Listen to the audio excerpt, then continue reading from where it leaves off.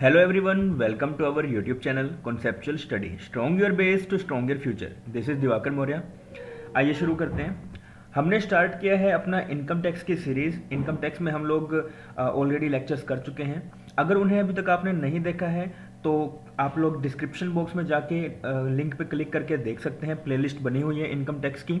उसके अलावा अगर अभी तक आपने चैनल को सब्सक्राइब नहीं किया तो प्लीज़ चैनल को सब्सक्राइब कर लीजिएगा और साथ ही साथ बेल आइकन भी ज़रूर दबाइएगा. हमारा एक चैनल है, एक ग्रुप है टेलीग्राम पर जिसमें हम लोग क्विज़ेस डालते हैं या इम्पोर्टेंट इन्फॉर्मेशंस भी उस पर आती रहती हैं, तो आप उसे भी ज्वाइन कर सकते हैं. चलिए स्टार्ट करते हैं आज next lecture of income tax. हाँ जी, आइए आज शुरू करना पा मैट. ठीक है, मैट पहले हमने किया था AMT अल्टरनेट मिनिमम टैक्स. अब जो कर रहे हैं वो कर रहे हैं मैट मिनिमम अल्टरनेट टैक्स.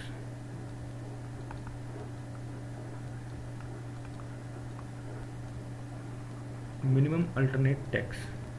ठीक है, AMT लगता था हमारा इंडिविजुअल पर. AMT हमेशा इंडिविजुअल पर लगता था. AJP, BOI, BOP वगैरह थे उन पे लगता था. लेकिन अगर हम बात करें मैट की तो मैट सिर्फ और सिर्फ किस पे लगेगा? कंपनी पर. जो भी कंपनीज होंगी उन सभी पे लग गया क्या? मैट. अब ध्यान सुनिए, एक चीज़ है. देखिए हमने देखा था कि हमारे ना 5 हेड होते हैं. कौन कौन से होते हैं? Salary head, house property, PGBP, capital gain and other sources.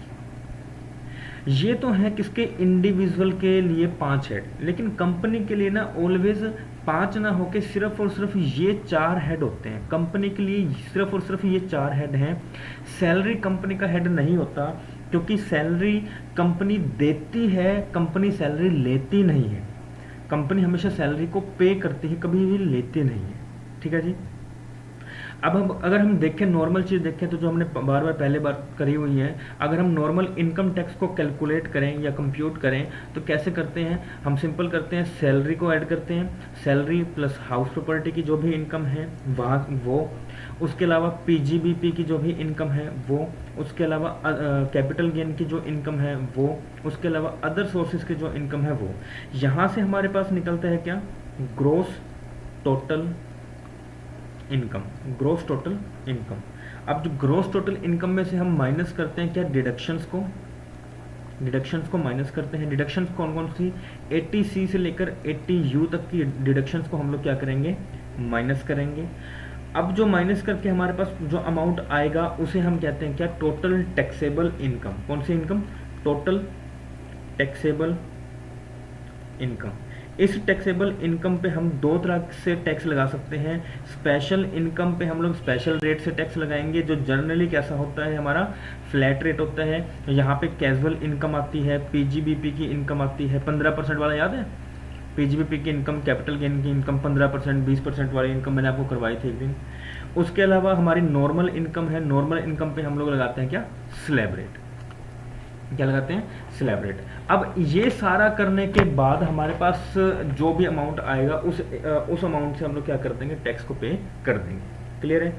अच्छा जी, मान लीजिए कि आपका टैक्स जो बना है वो टैक्स बना है 3 लाख का. कितने का बना है? 3 लाख का. लेट्स अज्यूम कि टैक्स बना है 3 लाख का. टैक्स 2 सोर्सेज पे हो सकता है. एक तो कौन सी इनकम थी? स्पेशल इनकम थी. एक कौन सी थी? स्पेशल इनकम थी. और दूसरी कौन सी थी? नॉर्मल इनकम थी. Normal income. अब स्पेशल इनकम पे हमने देखा था कि स्पेशल रेट से हमेशा टैक्स लगता है. स्पेशल रेट्स अलग अलग तरीके के थे. कैजुअल इनकम है, कैपिटल गेन के अदर कैपिटल गेन थे, शॉर्ट टर्म कैपिटल गेन था, लॉन्ग टर्म कैपिटल गेन था, वो हमने देखे थे. ठीक है. अब नॉर्मल में बात करें तो नॉर्मल इनकम 2 तरह की इनकम हो सकती है. एक इनकम हो सकती है जो डोमेस्टिक इनकम, डोमेस्टिक कंट्री की इनकम है या डोमेस्टिक कंपनी की इनकम है. ठीक है, डोमेस्टिक कंपनी की इनकम. और दूसरी है फॉरेन कंपनी. फॉरेन कंपनी की इनकम कोई भी. डोमेस्टिक कंपनी पे ऑलवेज जो टैक्स रेट लगता है वो टैक्स रेट लगता है कितना? फ्लैट 30% का टैक्स रेट लगता है और फॉरेन कंपनी पे लगता है 40% का टैक्स रेट। ये हमने शुरुआत के एक चैप्टर में किया था, जो फर्स्ट चैप्टर करवाया था, उस वक्त हमने ये चीज़ करी थी कि अगर डोमेस्टिक कंपनी है, डोमेस्टिक कंपनी में 30% है, फॉरेन कंपनी में 40% है, तो इसका अपोजिट भी मैंने आपको बताया था कि सरचार्ज, सरचार्ज डोमेस्टिक कंपनी पे ज़्यादा था, फॉरेन कंपनी पे कम था। क्या आपको याद है ये चीज़? हाँ जी, सर बताया था। याद है। अच्छा, इसके बाद जो भी हमारे पास आएगा उसमें हम लोग क्या करेंगे, सरचार्ज को ऐड ऑन करेंगे। सरचार्ज इसका सर ज़्यादा था, याद है। हाँ जी, इसका ज़्यादा था, इसका कम था, ठीक है। अच्छा, उसके अलावा हम लोग सरचार्ज के बाद जो एच ई सी होता है वो हमेशा कितना होता है, @ 4% ऑलवेज होता है। जो भी अमाउंट अपने पास अब आएगा निकल कर, वो क्या होगा, टैक्सेबल इनकम होगा। आपको इस अमाउंट की पेमेंट करनी होगी। ये तो है नॉर्मल सिनेरियो, नॉर्मल केस।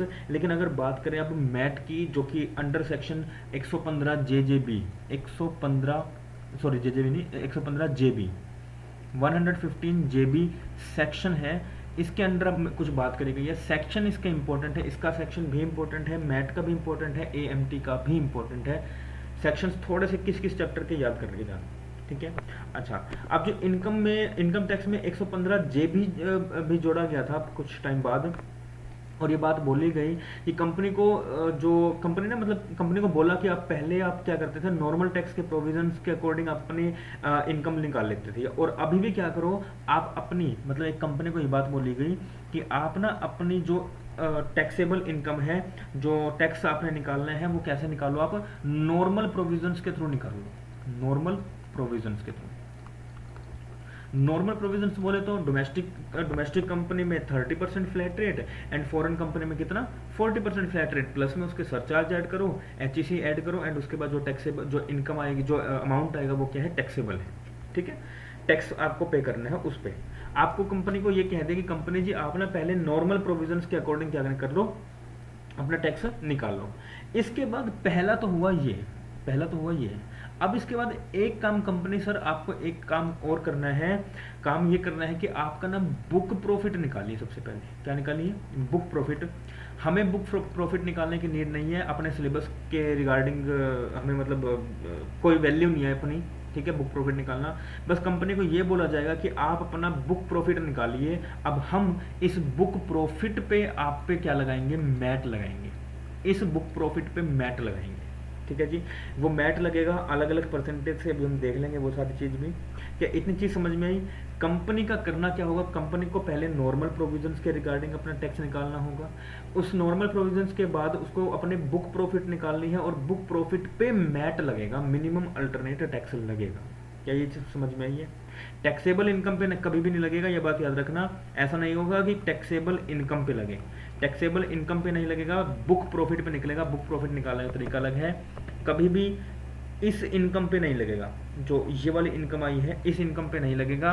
हमेशा ये सारे काम करने के बाद, प्लस सरचार्ज प्लस एचईसी करने के बाद जो अमाउंट आएगी, इस अमाउंट पे, इस अमाउंट पे, ये तो है नॉर्मल प्रोविजन, लेकिन इसके रिगार्डिंग हम कुछ बुक प्रॉफिट निकालेंगे कि आपका एक्चुअल में प्रॉफिट क्या निकला है, आपका बुक प्रॉफिट कितना आया है, उस प्रॉफिट पे हम लोग मैट निकालेंगे।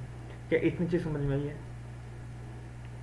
सर ये नॉर्मल प्रोविजन क्या है? नॉर्मल प्रोविजन जो सारा टैक्स लगाने के बाद जो लास्ट में प्रॉफिट आया वो। नॉर्मल प्रोविजन का मतलब ये है शिका कि आप जब भी मतलब फ्लैट रेट की बात, मतलब यहाँ पे कोई भी बुक प्रॉफिट की बात नहीं है, कोई मैट की बात नहीं है। मैट तो एक अल्टरनेट है ना, MAT, MAT minimum alternate tax, कि आप एक नॉर्मल तरीके से तो करो काम, उसके अलावा हम आपको एक तरीका और दे रहे हैं। नॉर्मल तरीका कौन सा, जैसे इंडिविजुअल के लिए हम देखें तो स्लैब रेट है, हमने कल किया 5%, 20%, 30%, वो तो है स्लैब रेट।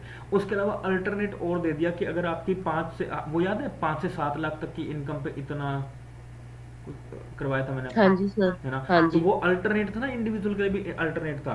तो वो क्या है, क्या नाम है, उसको आपने अल्टरनेट दे दिया। तो कंपनी को ये बात बोली गई, आप ना दो तरीके से अपना टैक्स निकालेंगे। एक तो निकालेंगे नॉर्मल प्रोविजन के थ्रू, दूसरा निकालेंगे आप बुक प्रॉफिट के थ्रू। बुक प्रॉफिट निकालो, बुक प्रॉफिट पे मैट का परसेंटेज निकाल रहेंगे। क्लियर है? एएमटी याद है आपको? एएमटी हमने एएमटी जब किया था, एएमटी इसमें एक सेकंड निकालो, ये तो डी डबल है, एएमटी है, ये आ गया एग्रीकल्चर। हम्म AMT, ये याद है AMT पे हमने कहा था, ये करा था एडजस्टेड टोटल इनकम, ये याद है, एडजस्टेड टोटल इनकम निकालनी थी। अब ये एडजस्टेड टोटल इनकम निकालनी कैसे थी, एडजस्टेड टोटल इनकम निकालनी कैसे थी, जो भी टोटल इनकम आई थी हमने इसमें डिडक्शंस को ऐड किया था, ऐड करने के बाद एडजस्टेड टोटल इनकम आई थी और उस पे हमने AMT का अमाउंट, ये परसेंटेज लगाया था। वैसे ही कुछ चीज़ें हमारे पास वहाँ पे भी हमें बुक प्रॉफिट निकालना पड़ेगा, अपने सिलेबस के लिए रेलेवेंट नहीं है, थोड़ा बड़ा सिस्टम है, अपने लिए रेलेवेंट है नहीं वो, ठीक है। तो बस अब इतना ध्यान रखना, बुक प्रॉफिट निकालेंगे और बुक प्रॉफिट पे हम लोग क्या करेंगे, वही डिडक्शंस को कुछ ऐड करना, कुछ चीज़ें ऐड करना, कुछ चीज़ें माइनस करना, सॉर्ट आउट करके हमारे पास एक अमाउंट आ जाएगा जिस पे हमें परसेंटेज लगानी होगी। क्लियर अब? हाँ जी सर। जी। अब देखिए, अब इसमें जो बुक प्रॉफिट है ना, उसे हम बुक प्रॉफिट के थ्रू हम लोग टैक्स को कैसे कंप्यूट करेंगे, तो उसके बारे में सुनिए। आपका मान लीजिए कुछ बुक प्रॉफिट आ गया, बुक प्रॉफिट आया। अब इस बुक प्रॉफिट पे आप इस बुक प्रॉफिट को मल्टीप्लाई करेंगे 15% से। फ्लैट है ये रेट, फ्लैट 15% है। 15% क्या है, मैट का रेट है, मैट का रेट, मिनिमम अल्टरनेट टैक्स है ये। लेकिन अमेंडमेंट किया गया था 1920-2021 में। पहले जो इसका रेट हुआ करता था वो होता था 18.5%, याद है, उसमें 18.5% था AMT में। तो पहले दोनों का सिमिलर हुआ करता था, लेकिन अब इसको मैट जो है, मैट को हमने 15% पे ले आए हैं, तो 18.5% वाला क्राइटेरिया जो है वो अब खत्म कर दिया। बुक प्रॉफिट को मल्टीप्लाई करेंगे उसके 15% से, 15% से जो भी अमाउंट आया, लेट्स एज्यूम अमाउंट आया 4 लाख रुपीज़, कितना आया, 4 लाख रुपीज़ अमाउंट आया, 4 लाख रुपीज़। हमने बात करी थी नॉर्मल प्रोविजंस के थ्रू आपका जो टैक्स बनता था वो कितना बनता था, 3 लाख। मैट के थ्रू आपका टैक्स बनता है 4 लाख। तो गवर्नमेंट कहती है कि ये सुनिए, हम तो अपना बेनिफिट देखेंगे, इसके अलावा हम कुछ भी नहीं देखेंगे। आपका अगर आपका एक्चुअल टैक्स ज़्यादा है मैट से, तो आप एक्चुअल टैक्स पे करिए। अगर आपका एक्चुअल टैक्स कम था यहाँ पे, वेट, अगर आपका एक्चुअल टैक्स कम है मैट से तो आप मैट पे करिए। अगर आपका एक्चुअल टैक्स ज़्यादा है मैट से तो आप एक्चुअल टैक्स पे करिए। कुल मिला के अगर एक्चुअल टैक्स 3 लाख था और मैट आपका 4 लाख आया है तो आपको 4 लाख ही पे करना होगा। अगर आपका एक्चुअल टैक्स 3 लाख था, मैट आपका 2 लाख आ गया है, तो आपको 3 लाख पे करना पड़ेगा। तो कुल मिला के गवर्नमेंट ये कहती है हमें तो भैया चाहिए क्या, ज़्यादा अमाउंट, मैट वाला अमाउंट हो चाहे आपका एक्चुअल अमाउंट हो। हाँ, बंदे यहाँ पे रोएंगे, वही बात फिर से रोएंगे कि हमें AMT में भी इंडिविजुअल को ही मारा गया, कंपनी में भी ऐसे मारा गया। हमारा देखो टैक्स तो बनता था कितना एक्चुअल में 3 लाख रुपए, लेकिन हमें 4 लाख के अकॉर्डिंग हमें 4 लाख पे करवा दिया, 1 लाख का हमारा नुकसान करवा दिया। तो गवर्नमेंट मैट में भी ये सेम चीज़ बोले कि हम आपको 1 लाख के रिगार्डिंग क्या देते हैं, क्रेडिट देते हैं 115 GB। As per the 115 GB आप क्या करेंगे, पेमेंट करेंगे कितने की, जो भी आपका हाइयर अमाउंट आया है वो, और उसमें से जो भी आपने एक्सेस पे किया है उस एक्सेस का आपको क्या मिल जाएगा, क्रेडिट मिल जाएगा। और इस क्रेडिट के थ्रू आप आने वाले 15 सालों तक, आप आने वाले 15 ईयर्स तक एडजस्टमेंट कर सकते हैं कहीं ना कहीं। उसके अलावा आप अपने टैक्स को पे करने के भी एडजस्टमेंट यहाँ पर कर सकते हैं। क्लियर हुआ इतनी चीज?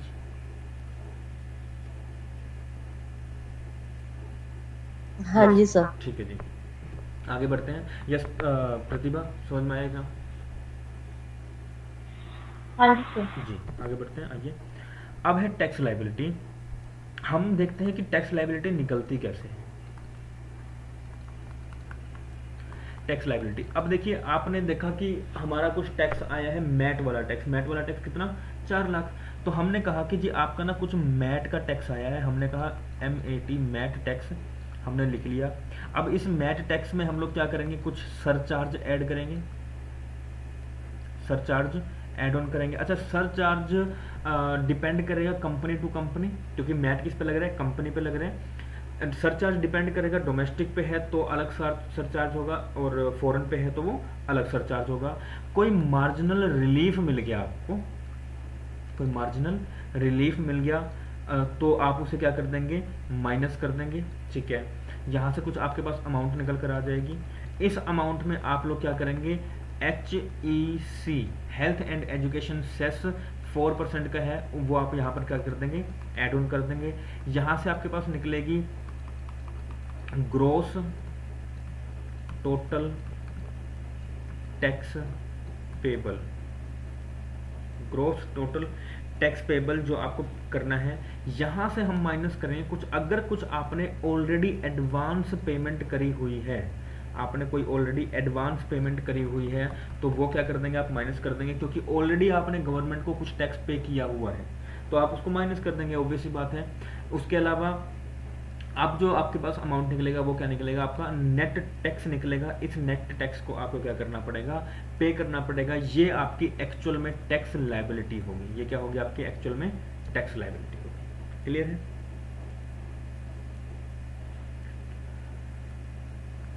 हाँ जी सर। जी लिख लिया, आगे बढ़े।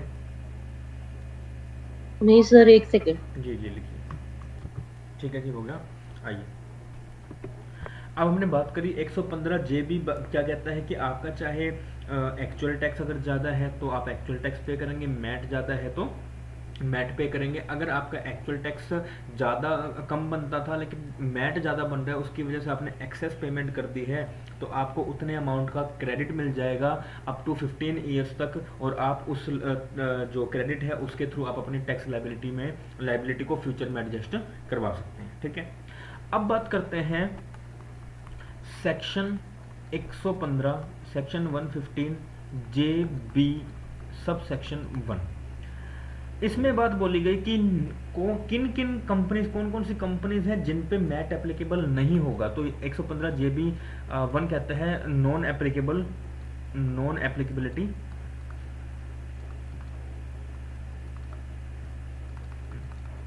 एप्लीकेबिलिटी ऑफ मैट, किन कंपनीज पे मैट एप्लीकेबल नहीं होगा। तो आइए देखते हैं। सेक्शन 44B, ये सेक्शन जो मैं 4 सेक्शंस लिखवाने वाला हूँ थोड़े से इंपॉर्टेंट है, इनको हो सके तो याद कर लेना क्योंकि ये बार बार आपको दुखी करेंगे। ठीक है, सेक्शन 44B, कोई भी शिपिंग बिजनेस है, कोई भी शिपिंग बिजनेस है। इसके अलावा सेक्शन 44BB, कोई भी बिजनेस है ऑफ मिनरल ऑयल का, मिनरल ऑयल का कोई बिजनेस है वो। सेक्शन 44BBA, सेक्शन 44BBA बात करता है business of operation, business of operation of aircraft पे। ठीक है जी, कोई भी एयरक्राफ्ट का बिजनेस है जो उसको ऑपरेट करते हैं एयरक्राफ्ट को, वैसा बिजनेस है। उसके अलावा सेक्शन 44BBB, कोई भी शिप के थ्रू अगर आप कंस्ट्रक्शन मटेरियल अगर आप मंगवा लेते हैं, वो वाला बिजनेस है आपका। ठीक है, तो आप मान लीजिए कोई रिसीव करते हैं कंस्ट्रक्शन मटेरियल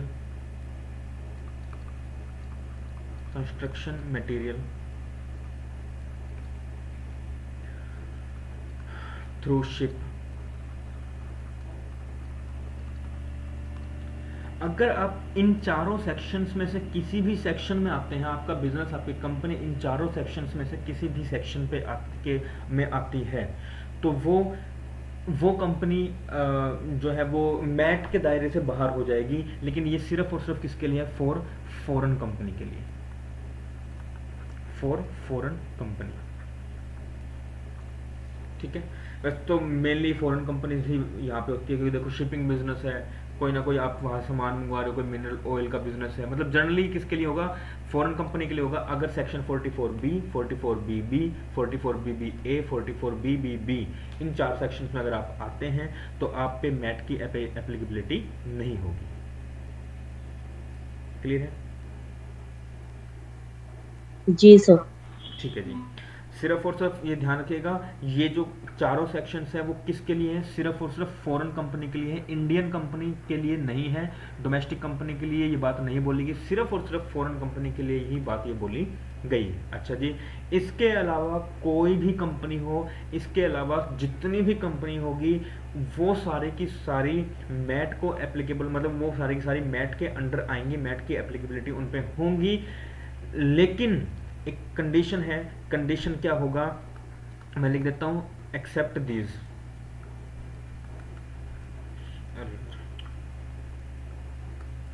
एक्सेप्ट दीज या except these all the companies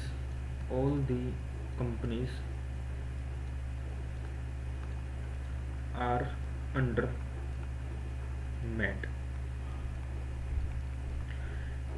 but some कुछ कंडीशन है। कंडीशन क्या है? कंडीशन एक ही चीज, वही पीई। पीई मतलब परमानेंट एस्टेब्लिशमेंट, परमानेंट एस्टेब्लिशमेंट।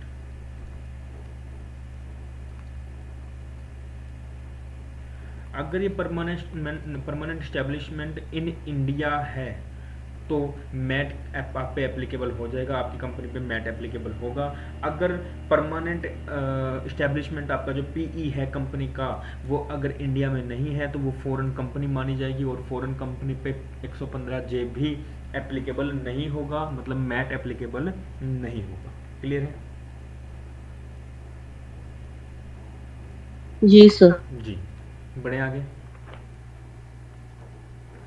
इसके अलावा 2 सेक्शंस और हैं, लिख लिया, करें आगे?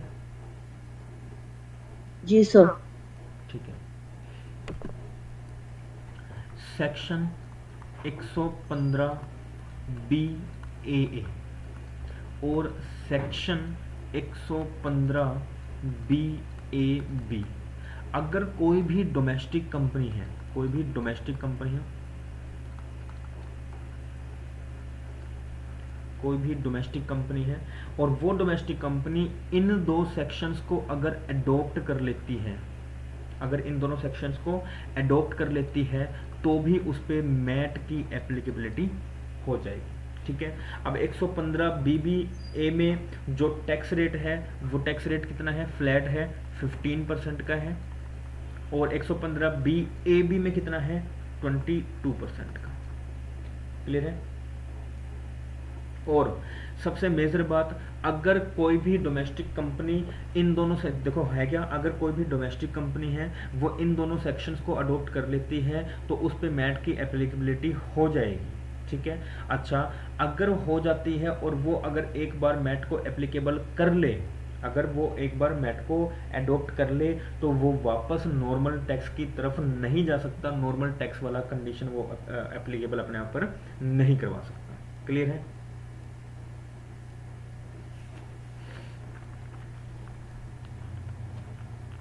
सर ये रेट सेक्शन 115 फर्स्ट में 15% लगेगा और सेकंड में 22। जी, 115 BAA के अंडर 15% टैक्स है और 115 BAB के अंडर 22% का टैक्स है, अगर कंपनी अडॉप्ट कर लेती है। जी जी हाँ जी सर, हो गया।